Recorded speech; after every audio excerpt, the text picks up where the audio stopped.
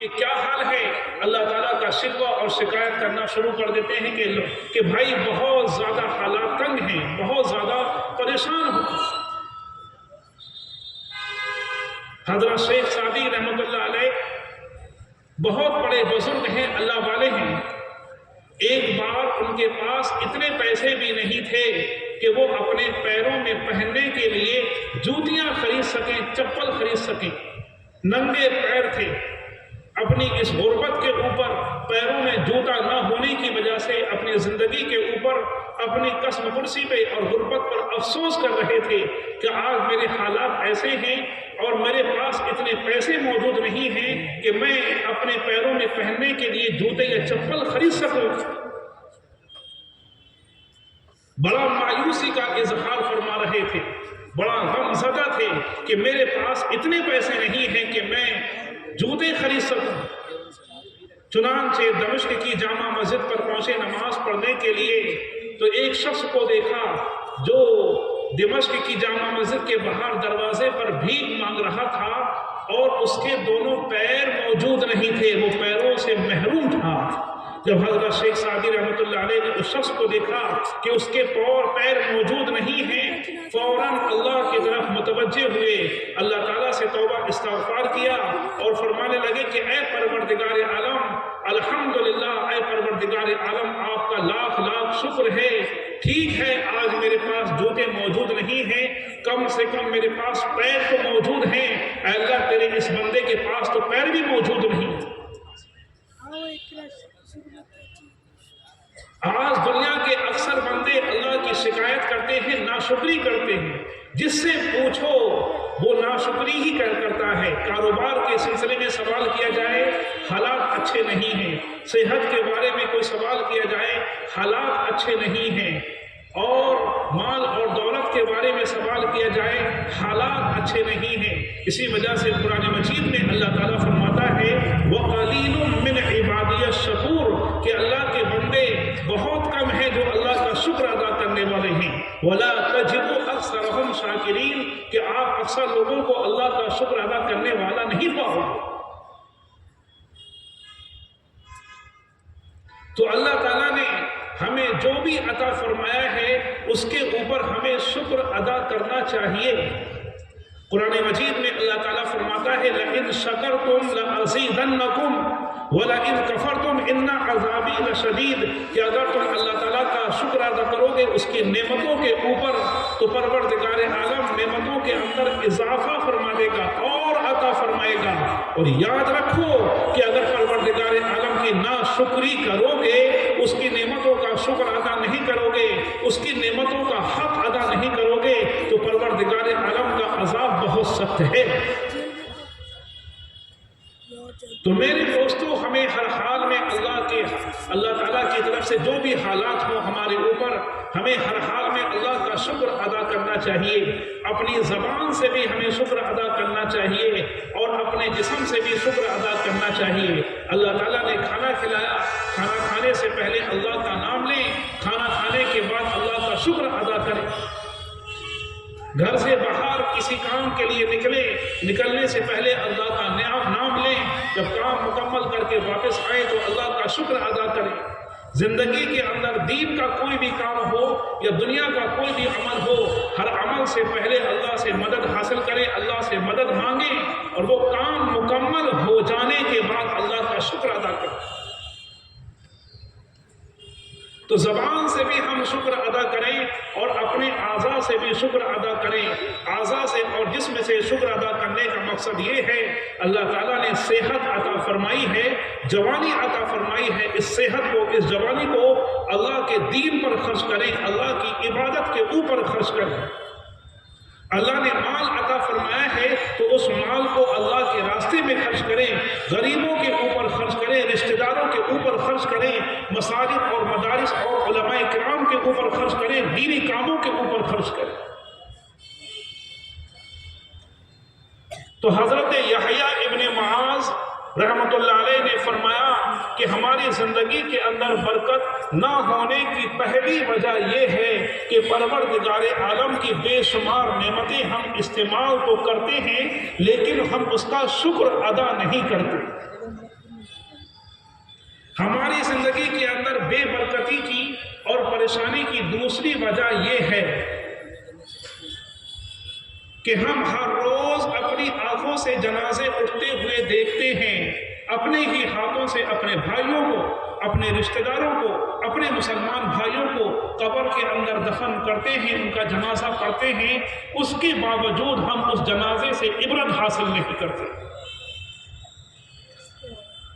ہم جنازے دفن کرتے ہیں، جنازے اٹھاتے ہیں، لیکن ہمارے دل کے اندر یہ احساس کبھی بھی پیدا نہیں ہوتا کہ آج میرے اس بھائی کا جنازہ اٹھا ہے، کل کو میرا جنازہ اٹھے گا، اس بھائی کے ساتھ قبر میں کیا معاملہ ہوگا نہ معلوم، لیکن میں اپنی قبر میں جاؤں گا تو نہ معلوم میرے ساتھ کیا معاملہ ہوگا۔ کیا میں نے اپنی آخرت کی تیاری کر لی ہے؟ کیا میں نے قبر میں جانے کی تیاری کر لی ہے؟ کیا مرنے سے پہلے میں نے اپنے رب کو راضی کرنے کی کوشش کی ہے؟ کیا میں دین اور شریعت کے مطابق زندگی گزار رہا ہوں؟ ہر روز ہم جنازوں کو اٹھاتے ہیں، جنازے اٹھتے ہوئے دیکھتے ہیں، لیکن ہماری زندگی کے اندر ذرہ برابر انقلاب نہیں آتا، ذرہ برابر تبدیلی نہیں آتی۔ جنازے کو دیکھ کر ہم عبرت اور نصیحت حاصل نہیں کرتے۔ ہمارے دل میں کبھی یہ احساس پیدا نہیں ہوتا کہ ہم قبر میں جائیں گے تو قبر میں جانے کے بعد یہ قبر ہمارے لیے جنت کا باغ بنے گی یا جہنم کا گڑھا بنے گی۔ کیا ہم نے اللہ کے احکامات پر عمل کر کے اور پیارے نبی حضرت محمد مصطفیٰ صلی اللہ علیہ وسلم کی تعلیمات پر عمل کر کے اللہ اور اس کے رسول کے بتائے ہوئے راستے پر زندگی گزار کر قبر میں جانے کے بعد ہم نے اس چیز کو یقینی بنا لیا ہے کہ ہماری قبر جنت کا باغ بنے گی؟ یا ہم اللہ کے احکامات کو چھوڑ رہے ہیں اور پیارے نبی حضرت محمد مصطفیٰ صلی اللہ علیہ وسلم کی تعلیمات سے منہ موڑ رہے ہیں، اللہ کی نافرمانی کر رہے ہیں اور نافرمانی میں زندگی گزار کر کے کہیں ایسا تو نہیں کہ یہی قبر ہمارے لیے جہنم کا گڑھا بن جائے؟ حضرت ابو ہریرہ رضی اللہ تعالی عنہ فرماتے ہیں کہ ایک مرتبہ ہم اللہ کے نبی صلی اللہ علیہ وسلم کے ساتھ ایک جنازے میں شریک تھے، میت کو قبر کے اندر دفن کیا جا رہا تھا تو پیارے نبی صلی اللہ علیہ وسلم قبرستان کے کنارے پر کھڑے ہوئے تھے۔ آپ صلی اللہ علیہ وسلم نے فرمایا کہ تمہیں معلوم ہے کہ قبر ہر روز کیا اعلان کرتی ہے، کیا پکارتی ہے؟ قبر ہر روز یہ اعلان کرتی ہے کہ لوگوں، میں تنہائی کا گھر ہوں، میں مٹی کا گھر ہوں، میں کیڑے اور مکوڑوں کا گھر ہوں، میرے پاس آنے سے پہلے اپنا توشہ تیار کر لینا، میں اندھیروں کا گھر ہوں، یہاں پر آنے سے پہلے روشنی کا انتظام کر لینا۔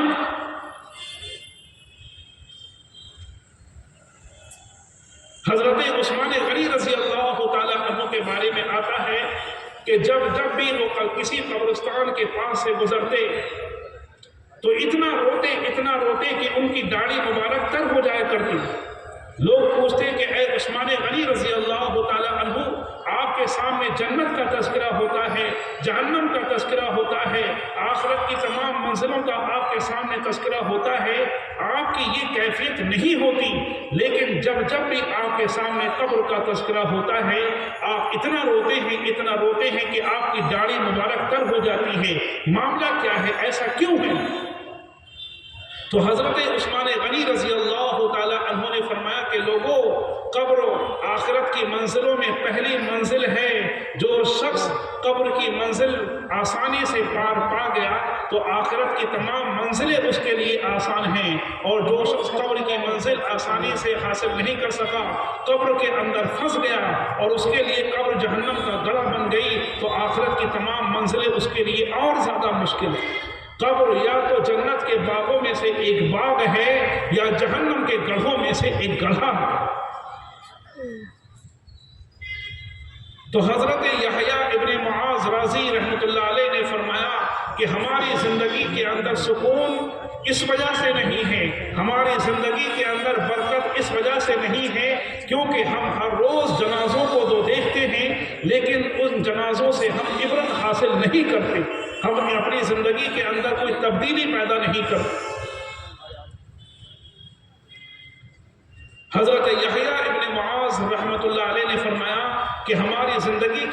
بے سکونی کی تیسری وجہ یہ ہے کہ ہم حلال اور حرام کے علم سے واقف تو ہیں، ہم حلال کو بھی جانتے ہیں اور حرام کو بھی جانتے ہیں، حلال اور حرام کا علم ہونے کے باوجود ہم اس حلال اور حرام کے علم کے باوجود اس پر عمل نہیں کرتے۔ ہماری زندگی میں علم تو ہے، حرام کا بھی علم ہے اور حلال کا بھی علم ہے، لیکن ہم اپنے اس علم کے مطابق عمل نہیں کرتے۔ آج دنیا کے اندر جتنی بھی برائیاں ہیں، چاہے وہ برائیاں علل اعلان کی جاتی ہو یا وہ برائیاں چھپ چھپ کر کے کی جاتی ہو، دنیا کے تقریباً تمام کے تمام مسلمان برائیوں کو جانتے ہیں کہ یہ اس سے اللہ کی نافرمانی ہوتی ہے، اللہ ناراض ہوتا ہے۔ گناہ سے جنت کے دروازے بند ہوتے ہیں، جہنم کے دروازے کھلتے ہیں۔ گناہ کو بھی جانتا ہے اور نیکی کو بھی جانتا ہے، لیکن اس کے باوجود انسان، ایک مومن، ایک مسلمان گناہ سے بچنے کی کوشش نہیں کرتا۔ کیا ہم ایک مسلمان ہونے کے ناطے اس بات کو نہیں جانتے ہیں کہ جھوٹ اور فریب بہت بڑا گناہ ہے، اس سے اللہ ناراض ہوتا ہے؟ زناکاری بہت بڑا گناہ ہے، اس سے اللہ ناراض ہوتا ہے۔ شراب پینا، نشہ کرنا بہت بڑا گناہ ہے، اس سے اللہ ناراض ہوتا ہے۔ کسی کا مال ناحق طور پر کھا لینا، ناجائز طور پر کسی کے مال کے اوپر قبضہ کر لینا، یہ بہت بڑا گناہ ہے، اس سے اللہ ناراض ہوتا ہے۔ سب کچھ جاننے کے باوجود، گناہ کی نحوست کو جاننے کے باوجود اور گناہ کے سلسلے میں جو وعیدیں نازل ہوئی ہیں اس کو جاننے کے باوجود ہم گناہ سے بچنے کی کوشش نہیں کر سکتے۔ آج دنیا کے اکثر مسلمان کسی نہ کسی شکل میں دوسروں کے حقوق غصب کر رہے ہیں۔ آج ہر دوسرے اور تیسرے خاندان کی یہ کہانی ہے کہ ایک بھائی دوسرے بھائی کا حق مارے بیٹھا ہے، ایک بھائی اپنی بہن کا حق مارے بیٹھا ہے، باپ کی وراثت کے اندر بھائی اپنی بہنوں کو وراثت میں حصہ نہیں دے رہے ہیں، ان کا حق کھا جا رہے ہیں۔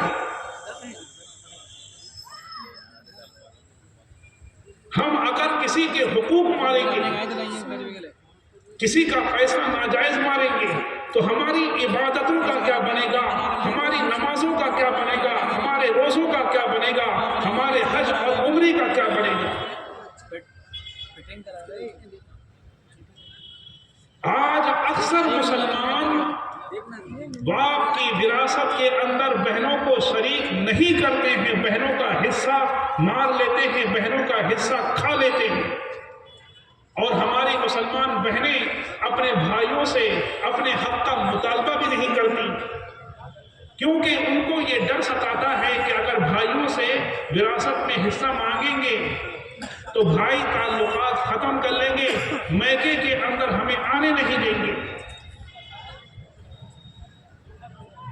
اچھے خاصے دیندار قسم کے لوگ بھی اس گناہ کے اندر ملوث ہیں کہ وہ اپنے باپ کی وراثت میں اپنی بہنوں کو شریک نہیں کرتے۔ ابھی 2 مہینے پہلے مصر سے ایک خبر آئی تھی۔ آج انٹرنیٹ کا دور ہے، سوشل میڈیا کا دور ہے، دنیا کی چھوٹی بڑی خبریں دنیا کے اندر پھیل جاتی ہیں۔ تو مصر کے اندر ایک صاحب کا انتقال ہوا، قبرستان میں ان کی جنازے کی نماز پڑھی جا رہی تھی، جہاں پر ان کو دفن کیا جا رہا تھا اس سے تھوڑی دور پر ایک خاتون پہنچی اور وہ وہاں پر کھڑی ہوئی سارا کا سارا نظارہ دیکھ رہی تھی۔ لوگوں نے کہا کہ اے بہن، یہ قبرستان ہے، یہاں پر آپ کیوں آئی ہیں؟ تو وہ خاتون کہنے لگی کہ لوگوں، جس شخص کا انتقال ہوا ہے، جس کی آپ جنازے کی نماز ادا کر رہے ہو اور جس کو آپ دفن کر رہے ہو، یہ مرحوم شخص میرا بھائی ہے۔ تم اس کے لیے اللہ تعالیٰ سے کتنی بھی مغفرت کی دعا کر لو، تم اس کے لیے جنازے کی نمازیں کتنی بھی پڑھ لو، مجھ کو امید ہے کہ میرا پروردگار عالم اس کو معاف نہیں فرمائے گا۔ اور میں بھی پروردگار عالم سے یہ دعا کر رہی ہوں کہ اے پروردگار عالم میرے اس مرحوم بھائی کو تو معاف نہ فرمانا، ہرگز ہرگز معاف نہ فرمانا، کیونکہ میرے والد کے انتقال کو 30 سال ہو گئے ہیں۔ 30 سال سے آج تک میرے اس بھائی نے مجھ کو میرے والد کی وراثت سے محروم رکھا، میرے اس بھائی نے میرا حق مارا ہے، اے پروردگار عالم تو میرے اس بھائی کو معاف نہیں کرنا۔ تو حضرت یحییٰ ابن معاذ راضی رحمۃ اللہ علیہ نے فرمایا کہ ہماری زندگی کے اندر سکون اس وجہ سے نہیں ہے، نیکیوں کی توفیق ہمیں حاصل اس لیے نہیں ہوتی کیونکہ ہمارے پاس حلال اور حرام کا علم تو ہے لیکن ہم حرام سے بچتے نہیں ہیں، حلال کا علم ہمارے پاس ہے تو لیکن ہم حلال کے مطابق عمل نہیں کرتے۔ چوتھی چیز حضرت یحییٰ ابن معاذ رحمۃ اللہ علیہ نے فرمائی کہ ہماری زندگی کے اندر سکون اور اطمینان اس وجہ سے نہیں ہے کیونکہ ہمارے پاس ہم گناہ تو کرتے ہیں لیکن ہم اللہ تعالیٰ سے توبہ استغفار نہیں کرتے، گناہ کے بارے میں اللہ تعالیٰ سے ہم معافی نہیں مانگتے۔ اور حضرت یحییٰ ابن معاذ رحمۃ اللہ علیہ نے فرمایا کہ ہماری زندگی میں سکون اور اطمینان نہ ہونے کی 5ویں وجہ یہ ہے کہ ہم مال تو کماتے ہیں، دولت تو کماتے ہیں لیکن اس مال اور دولت کو اللہ کے راستے میں خرچ نہیں کرتے۔ اللہ تعالیٰ نے مال عطا فرمایا ہے تو اس مال کو اللہ کے غریب بندوں کے اوپر خرچ کرنا چاہیے، غریب رشتہ داروں کے اوپر خرچ کرنا چاہیے۔ جس طریقے سے اللہ تعالیٰ نے ہم کو مال دے کر کے ہمارے اوپر احسان کیا ہے، اس مال کو اللہ کے غریب بندوں کے اوپر خرچ کر کے اللہ کے غریب بندوں کے اوپر ہمیں احسان کرنا چاہیے۔ قرآن مجید کے اندر اللہ تعالیٰ نے بے شمار مقامات پر مال خرچ کرنے کی تاکید فرمائی ہے، کہیں زکوٰۃ کے ذریعے سے خرچ کرنے کی تاکید فرمائی، کہیں ينفقون اموالهم کہہ کر کے مال خرچ کرنے کی تاکید فرمائی، کہیں صدقہ اور خیرات کہہ کر کے مال خرچ کرنے کی تاکید فرمائی۔ تو ہماری زندگی کے اندر اطمینان اور سکون نہ آنے کی 5ویں وجہ حضرت یحییٰ ابن معاذ نے بیان فرمائی کہ اس وجہ سے زندگی میں سکون نہیں ہے، زندگی کے اندر نیکیوں کی توفیق اس وجہ سے حاصل نہیں ہوتی کہ اللہ تعالیٰ نے مال عطا فرمایا ہے لیکن اس مال کو ہم اللہ کے راستے میں خرچ نہیں کرتے۔ اور آخری اور چھٹی وجہ حضرت یحییٰ ابن معاذ نے بیان فرمائی کہ زندگی میں سکون اس وجہ سے نہیں ہے، زندگی میں برکت اس وجہ سے نہیں ہے، زندگی میں نیکیوں کی توفیق اس وجہ سے حاصل نہیں ہوتی کہ ہم اللہ والوں کی مجلس کے اندر شریک تو ہوتے ہیں، ان کی نصیحتیں ہم سنتے تو ہیں لیکن ان کی نصیحتوں کے اوپر ہم عمل نہیں کرتے۔ تو میرے بھائیوں، میرے دوستوں، آج ہم میں سے ہر شخص کی زندگی کے اندر ایک آگ لگی ہے، زندگی کے اندر اطمینان اور سکون نہیں ہے۔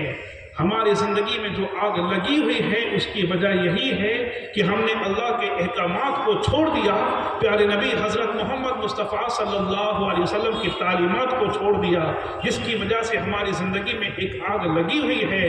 ہم یہ چاہتے ہیں کہ ہماری زندگی میں سکون ہو، دنیا کے اندر بھی ہمیں سکون حاصل ہو اور آخرت کے اندر بھی ہمیں کامیابی حاصل ہو، تو اس کے لیے ضروری ہے کہ ہم اللہ کے احکامات پر عمل کریں، پیارے نبی حضرت محمد مصطفیٰ صلی اللہ علیہ وسلم کی سنت اور آپ کی تعلیمات پر عمل کریں۔ اللہ تعالیٰ ہمیں عمل کرنے کی توفیق نصیب فرمائے۔ وآخر دعوانا ان الحمد للہ رب العالمین۔